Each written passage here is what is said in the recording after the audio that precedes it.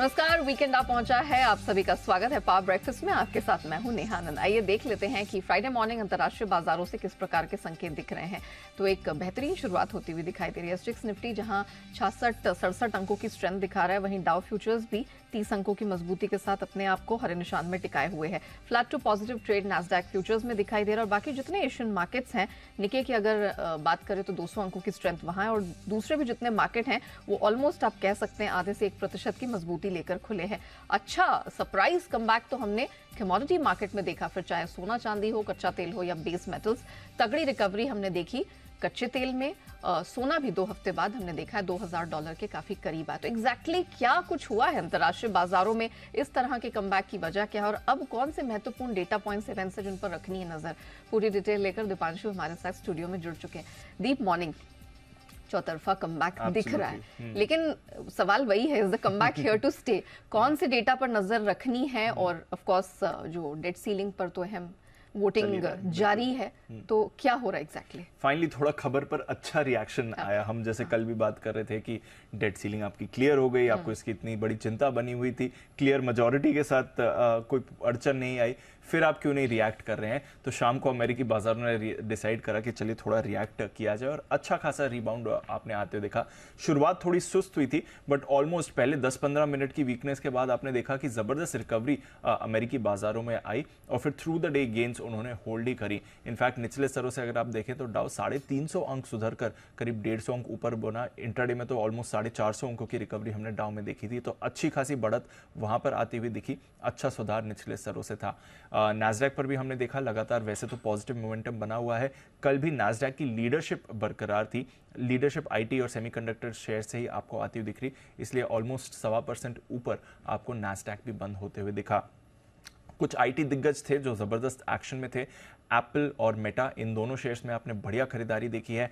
Apple अपने AI platform या AI से संबंधित कारोबार पर कुछ अपडेट्स देने वाला है, तो उसको लेकर बाजार में थोड़ा एक्साइटमेंट बना हुआ था, जिसकी वजह से ये शेयर भी काफी एक्टिव आपको होते हुए दिखा।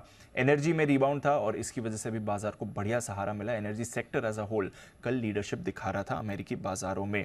ऑफ कोर्स डेट डील, इसकी एक बड़ी राहत हमने आती हुई देखी ही है। साथ ही यूएस कांग्रेस ने तो अब मंजूरी दे दी है। यूएस सेनेट में भी फिलहाल जैसे हम बात कर रहे हैं, डील के अलग अलग पहलू पर वोटिंग जारी है, और फिर फाइनल वोट आज ही हो सकता है। अमेरिका में ऑलरेडी करीब रात के 8:30-9 बज रहे हैं इस समय, बट माना जा रहा है कि देर रात तक ये वोटिंग प्रोसेस चलेगा, और फाइनल डील पर भी आज ही यूएस की सेनेट वोट कर सकती है। तो एसेंशियली आज ही इस बिल को फाइनल मंजूरी अगर सेनेट की मिल जाती है, तो सिर्फ बाइडेन साहब के हस्ताक्षर का इंतजार है, जो एक मेयर फॉर्मेलिटी है। तो जो 5 जून को बात की जा रही थी कि US will run out of money, वो अब नहीं होने वाला है, ये क्लियर आपको दिख रहा है। सेनेट की भी वोटिंग डिटेल्स जैसे आएंगी आपके सामने हम रखेंगे, बट एसेंशियली ये डेट डील को लेकर जितनी भी चिंता थी वो अब चली गई है। तो अब क्या नई चीज है जिस पर अमेरिकी बाजार फोकस कर रहे हैं, वो है उनका जॉब्स डेटा। मई महीने का जॉब्स डेटा आज जारी होने वाला है।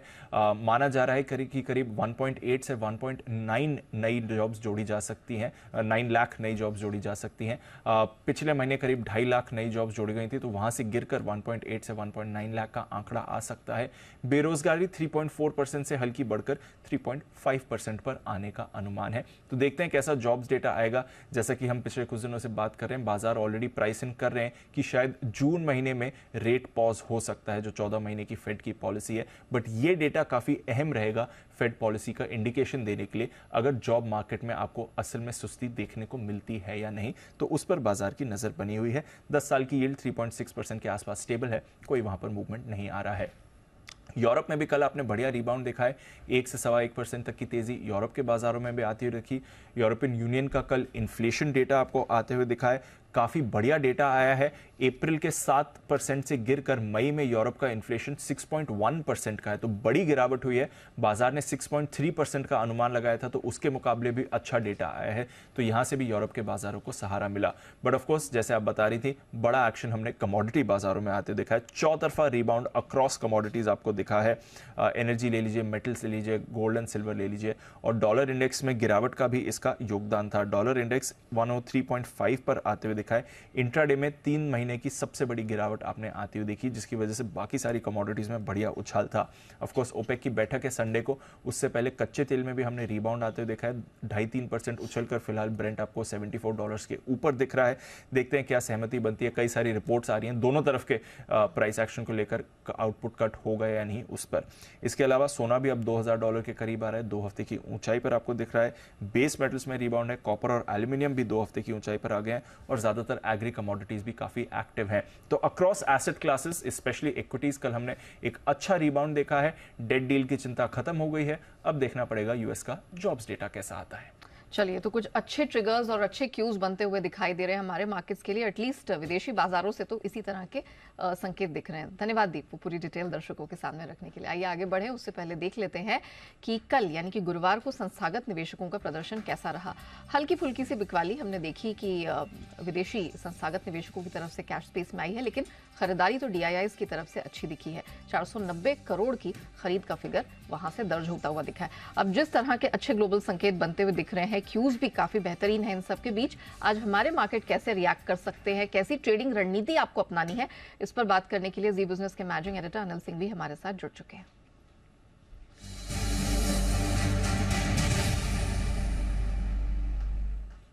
Sir good morning. सबसे पहले तो आपको जन्मदिन की ढेरों ढेरों शुभकामनाएं। आप हमेशा मुस्कुराते रहें, हंसते रहें, स्वस्थ रहें, हम सबका मार्गदर्शन करते रहें, यही हमारी ईश्वर से प्रार्थना रहेगी, कामना रहेगी। Thank you Neha, thank you so much, बहुत बहुत धन्यवाद। मैं खुशनसीब हूँ कि आप जैसे और हमारे सारे जितने सहयोगी हैं वो भरपूर प्यार देते हैं और मेरा साथ देते हैं, और बस आप सब लोगों का साथ इसी तरह आगे मिलता रहे तो मुस्कुराहट के साथ ये सफर आगे बढ़ता रहेगा। बहुत बहुत शुक्रिया आप सबका। सर आज हम देख रहे हैं कि बहुत अच्छे क्यूज आते हुए इंटरनेशनल मार्केट से, चौतरफा अच्छे क्यूज आते हुए दिखाई दे रहे हैं। क्या माना जाए सर, हमारे मार्केट्स को फिर कैसे परफॉर्मेंस एक्सपेक्ट करके चल सकते हैं? आज कैसे लेवल्स पर नजर रखनी है? चलो अच्छा है, आज कुछ अच्छा बोलने का मौका मिलेगा तो बढ़िया है, संकेत अच्छे हैं। अमेरिका में तेजी बढ़िया हुई है, और दीपक भी बता दिया है कि जो डेट सीलिंग वाला बिल है उस पर आज फाइनल एक और जो मुहर लगनी बाकी है वो भी आज हो जानी चाहिए। तो ओवरऑल संकेत अंतर्राष्ट्रीय बाजारों से बेहतर है। रहा सवाल भारतीय बाजारों का, तो हमारे बाजारों में कल हल्का फुल्का करेक्शन जरूर दिखा। थोड़ा एक्सपायरी का प्रेशर भी रहा, और थोड़ा बाकी ऊपरी स्टोर से हल्के से बाजार जो ओवरबॉट हो चुके थे वो भी हल्के हो चुके हैं। आज के लिए अच्छी बात यह है कि बाजार नई वीकली सीरीज की जब शुरुआत करें तो काफी हल्के हैं, पोजीशंस लाइट हैं, ये एक बढ़िया संकेत है। सबसे पहली चीज तो ये एक अच्छी है। दूसरी, इसके अलावा बाजारों की ये जो बढ़िया चीज है वो ये है कि कहीं न कहीं तेजी का जो रुझान बना हुआ है उस रुझान में एक हल्का फुल्का करेक्शन आपको जो चाहिए वो करेक्शन भी सही लेवल तक आता हुआ दिख रहा है। इन लेवल्स के आसपास से वापस रिकवरी के आसार भी बन रहे हैं। तो मेरा ये समझना आज के सेशन के लिए 18,340, 18,425 ये आपके लिए मजबूत सपोर्ट का काम करेगा, और ऊपरी स्तर पर 18,575 से 18,625 तक जाने की कोशिश निफ्टी की हो सकती है।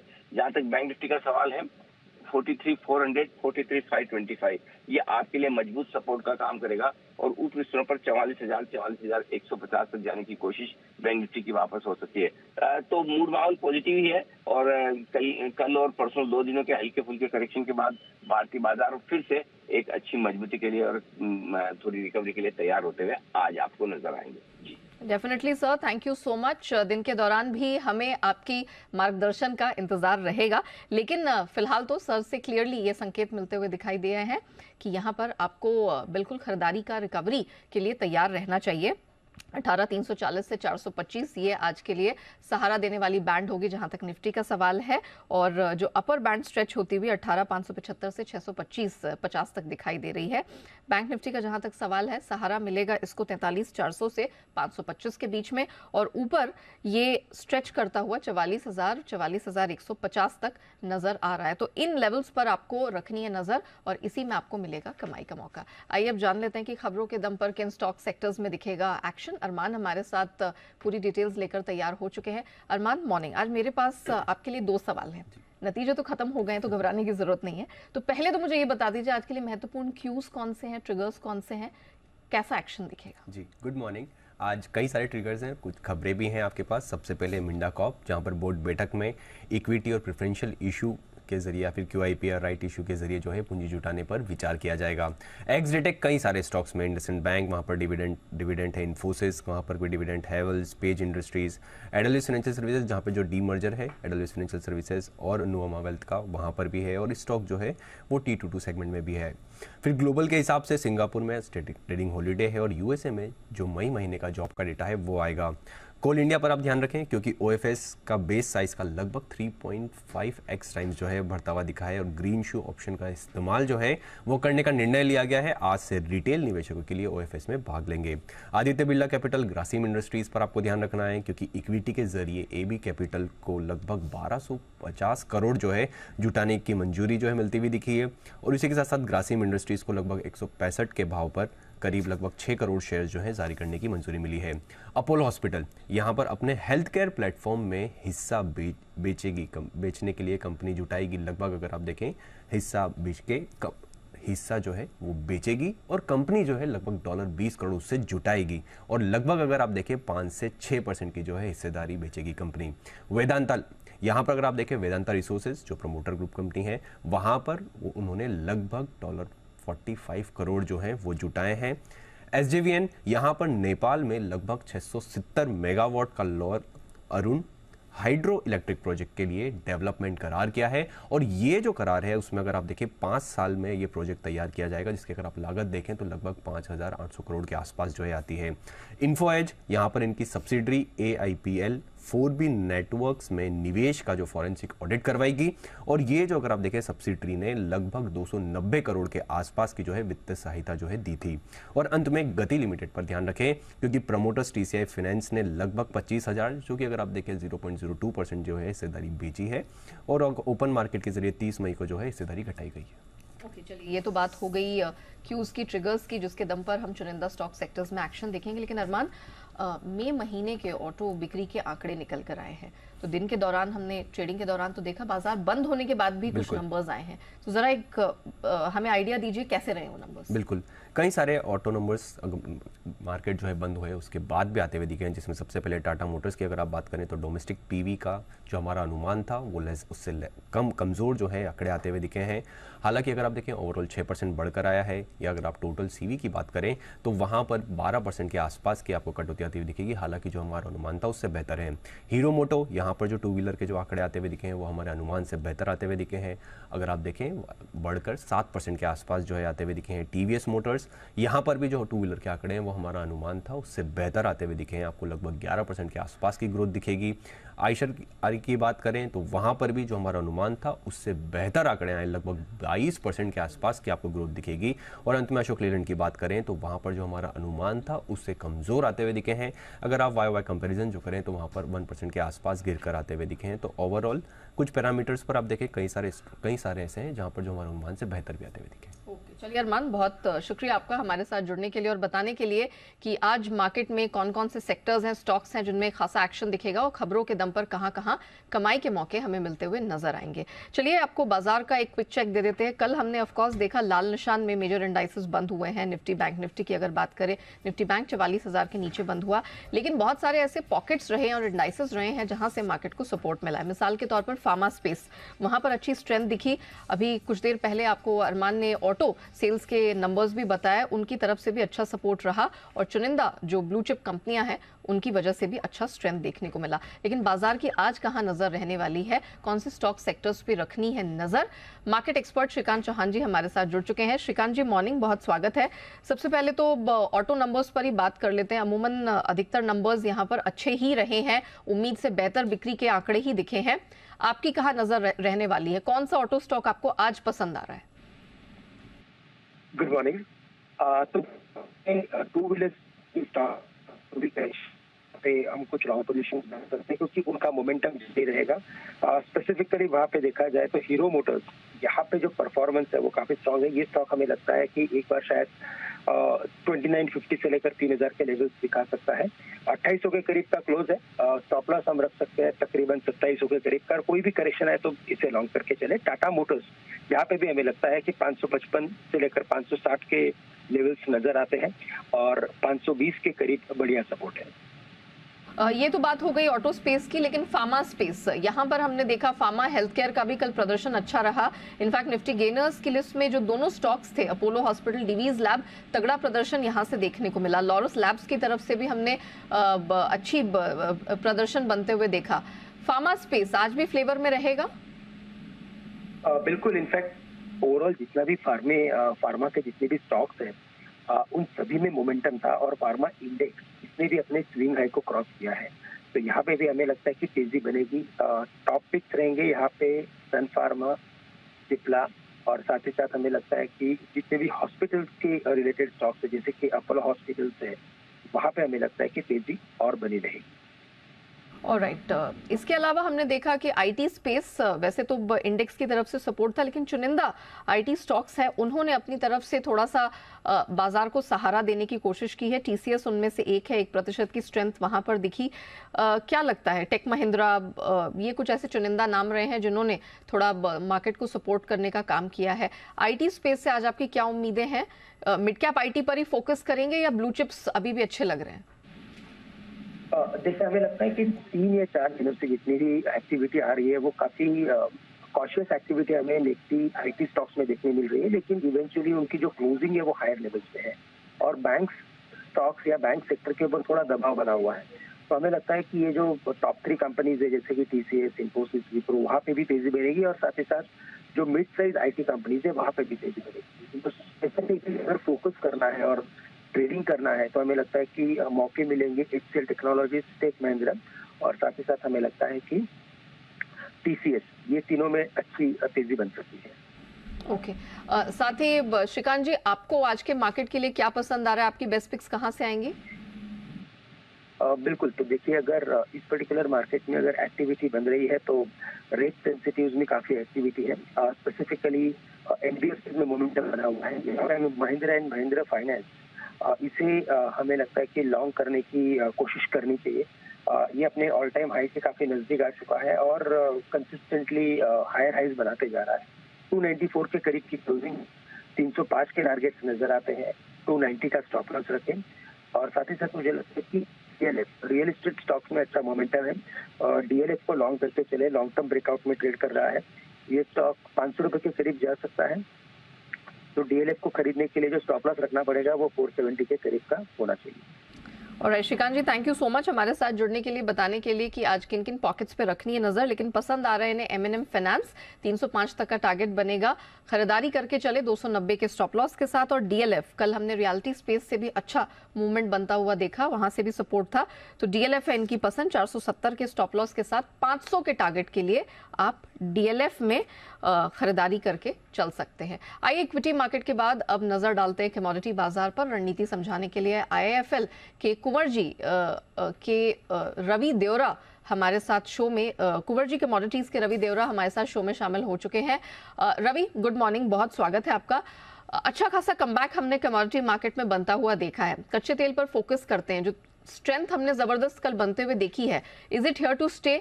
अब क्या अगला पड़ाव 6000 का है या अभी आप वेट करेंगे? Good morning. आज हम दो डेटा जो आने वाला है ये वीकेंड एज वेल एज आज इवनिंग में, ये काफी इंपॉर्टेंट रहेगा। एक तो नॉन फार्म पेरोल के नंबर यूएस के आने हैं, तो आई थिंक मार्केट का टोटल फोकस है कल के जो रैली उसको सपोर्ट किया कि अभी कट और नो कट के बिटवीन जो अभी मार्केट में ज्यादा चल रहे, तो उसके हिसाब से कल काफी अच्छा शॉर्ट कवरिंग मार्केट में था। इन पर्टिकुलर मुझे लग रहा है कि आज थोड़ा डे ऑफ कंसोलिडेशन हो सकता है, क्योंकि संडे को ओपेक प्लस की मीटिंग है, उसके पहले मार्केट शायद टाइम करेक्शन ले, बट मुझे बहुत गिरावट के चांसेस नहीं दिख रहे। मुझे लग रहा है कि इनके साथ इंट्राडे में थोड़ा कंसोलिडेशन के पार्ट में 5780 के करीब मिल जाए तो बाई का अपॉर्चुनिटी ढूंढना चाहे। With stop loss of 5700, target रहेगा 5980। मेरे हिसाब से जो प्रोडक्शन कट नहीं भी होगा एंड ये भी स्टेटस को रहेगा, तो भी मार्केट ने काफी हद तक डिस्काउंट कर लिया है कि शायद ओपेक प्लस की ओर से प्रोडक्शन कट ना हो। तो मुझे लग रहा है कि ये जो रिकवरी है वो आपने राइटली पॉइंट आउट किया, 6000 बियॉन्ड पे एक्सटेंड हो सकती है। ओके, चलिए, तो खरीदारी बनती है, असमंजस का माहौल तो है ही। संडे को जो ओपेक प्लस की बैठक हो रही है उससे पहले बड़े मिले जुले संकेत हैं, लेकिन फिर भी खरीदारी यहां पर बनती है 5700 के स्टॉप लॉस के साथ। 5980 यानी कि 6000 के करीब का स्तर छूता हुआ एमसीएक्स पर कच्चा तेल दिख सकता है। अच्छा, सोना इस पूरे हफ्ते बड़ी मशक्कत करते हुए लगातार 3 ट्रेडिंग सेशन में स्ट्रेंथ टू स्ट्रेंथ बढ़ते हुए फाइनली हमने देखा है कि 2 हफ्तों बाद $2000 के लेवल को छू रहा है। घरेलू बाजार में कैसे संकेत होंगे? कल एक मॉडरेट क्लोजिंग हमने देखी है 60,000 के ऊपर, लेकिन तो क्या किया जाए? जरूर से कल इंटरनेशनल मार्केट में काफी अच्छी तेजी थी, बट रुपये में जो कल स्ट्रेंथ देखने को मिली थी और आज की प्रोबेबल जो डॉलर इंडेक्स के वीकनेस है, इससे रुपये थोड़ा स्ट्रांग होगा। इस हिसाब से हमारे जो गोल्ड प्राइस है वो इंटरनेशनल के गोल्ड प्राइसेस के वर्सेस अंडर परफॉर्म कर रहे हैं, बट मुझे वीकनेस नहीं दिख रही। अगर 60,000 के करीब मिल जाए तो मुझे लग रहा है कि एक बाइंग की अपॉर्चुनिटी के तौर पे अगस्त कॉन्ट्रैक्ट को देखना चाहिए। ये शॉर्ट कवरिंग है वो 60,600 तक एक्सटेंड हो सकता है एंड नीचे 59,800 का स्टॉप लॉस लगा है। आज सेनेट में यूएस का डेट बिल जाना है, अगर पास होगा तो जो ट्रेजरी यील्ड है उसने थोड़ा बहुत कल डिस्काउंट किया था, थोड़ा बहुत आज करेगा। मुझे लग रहा है कि इससे जो यील्ड है वो कूल ऑफ होगी, जिसका आगे जाकर फायदा गोल्ड को मिल सकता है। तो वहाँ भी अगस्त कॉन्ट्रैक्ट में 60,000 के करीब बाई की रिकमेंडेशन रहेगी। ओके, मैं रिपीट कर देती हूँ। MCX गोल्ड 60,000 के पास खरीद की सलाह है, 60,600 तक ऊपर जाता हुआ दिखाई देगा और 59,800 59,800 का आपको स्टॉप लॉस लगाना है। अच्छा, बेस मेटल्स पे क्या सलाह होगी? अच्छा कमबैक हमने ओवरऑल पूरे कॉम्प्लेक्स में देखा और कॉपर, एल्यूमिनियम इनकी तरफ से कुछ बेहतरीन प्रदर्शन दिखा है, तो कहाँ आप फोकस करेंगे? अच्छी रिकवरी थी, पर्टिकुलर चाइना का मैन्युफैक्चरिंग PMI जो कल मॉर्निंग में पॉजिटिव आया, इसको मार्केट ने पॉजिटिव लिया, बट मुझे लग रहा है कि आज थोड़ा नॉन फार्म पेरोल के डेटा के पहले थोड़ा ट्रेंड ऑफ कंसोलिडेशन हो सकता है, बट मुझे कॉपर अभी भी बेस मेटल में लग रहा है कि आउट परफॉर्म कर सकता है। 714 के करीब कॉपर के जून कॉन्ट्रैक्ट में बाय करके चलना चाहिए। स्टॉप लॉस लगा है 710 के करीब। मुझे लग रहा है कि आगे जाके इंट्राडे में आज 723 तक के लेवल दिखने चाहिए। तो कॉपर में मुझे लग रहा है कि डिस्पाइट कि आज थोड़ा हेडविंड से थोड़ी डेटा के पहले मार्केट एक कंसोलिडेशन मोड में रहेगा, बट कॉपर में आउट परफॉर्मेंस जारी रह सकता है। मैं करेंसी पे आपका एक व्यू जानना चाह रही थी, सिंस आपने ऑलरेडी मेंशन भी किया कि डॉलर इंडेक्स में हमने देखा कि 3 महीने बाद एक दिन की इतनी बड़ी करेक्शन दिखी है, तो जाहिर तौर पर आज रुपए को और सपोर्ट मिलेगा। कल तो मिला ही था, आज भी मिलेगा। तो USD INR में आप क्या रेंज देख रहे हैं, क्या सलाह होगी? मेरे हिसाब से USD INR में जिस हिसाब से कल स्ट्रेंथ देखने को मिली थी, आज एक्सटेंड हो सकते हैं, क्योंकि हमारे जो मैक्रो था, इंडिया के GDP ग्रोथ के नंबर ले ले या सुबह में जो हमारे मैन्युफैक्चरिंग PMI निकल के आए थे, जो चाइना है जो अभी देखे तो वो 50 के बियॉन्ड मैन्युफैक्चरिंग PMI के लिए स्ट्रगल कर रहा है, जहां हमारा मैन्युफैक्चरिंग PMI 58 के ऊपर है। तो आई थिंक क्लियरली इंडिया एक ब्राइट स्पॉट है और आगे जाके इसका फायदा मिलेगा। और करेंसी भी जो रिसेंट वीकनेस है उसके बाद मुझे लग रहा है कि ये जो भी वीकनेस की थी उन्होंने 82 से लेकर 8280 ये पूरी वाइप आउट होनी है। 8250 के करीब उसका जून कॉन्ट्रैक्ट का कल क्लोज था। अभी भी मुझे लग रहा है कि ये फ्यूचर सेल करके चले, जब तक 8270 के ऊपर नहीं निकलता। डाउन साइड मेरा मानना है कि यहाँ से 50 पैसे की और स्ट्रेंथ आपको आज के ट्रेडिंग सेशन में आती हुई दिख सकती है। ओके, तो USD INR सेल करके चले। 8240 के पास हमने क्लोजिंग होते हुए देखी थी। ऑलरेडी हम देख रहे हैं कि ये मल्टी वीक हाइस के पास ट्रेड कर रहा है। यहाँ से और 40-50 पैसे का करेक्शन, विच क्लियरली मींस कि हम 82 के नीचे रुपए को अब स्ट्रेंथन होता हुआ देख सकते हैं। तो यहाँ पर आज हमारा फोकस रहेगा जब 9 बजे करेंसी मार्केट्स खुलते हैं। धन्यवाद रवि जी आपका हमारे साथ जुड़ने के लिए, बताने के लिए कि कमोडिटी करेंसी मार्केट में आज कैसे रणनीति अपनानी है। आइए बढ़ते आगे FIR यानी FI इन्वेस्टमेंट रिपोर्ट्स की तरफ और देख लेते हैं कि फॉरेन ब्रोकरेजेस की आज कहां-कहां रिकमेंडेशन बनती हुई दिखाई दे रही है। तो पहला तो जो एरिया है वो ICICI प्रू है। CLSA की ने इन्होंने अपग्रेड किया है, खरीदारी की सलाह दी है, टारगेट्स भी बढ़ाए हैं, 520 से 575 अब नए टारगेट्स हैं। मॉर्गन स्टैनली इन्होंने ओवरवेट का स्टैंस बरकरार रखा है 600 के टारगेट के साथ। अब बारी आती है बजाज ऑटो की। मैक्वेरी बजाज ऑटो पर इनका न्यूट्रल का आउटलुक है, टारगेट इन्होंने 4541 का रखा है। डॉक्टर रेड्डीज ADR की अगर बात करें तो बार्कलेज ने अपना ओवरवेट का स्टैंस उस पर बरकरार रखा है, हाँ, लेकिन लक्ष्य बढ़ाया है, $67 से बढ़ाकर अब इसे $70 कर दिया गया है। आइए इसी के साथ पावर ब्रेकफास्ट को हम यहीं रैप अप करते हैं, लेकिन आपको बने रहना है जी बिजनेस के साथ।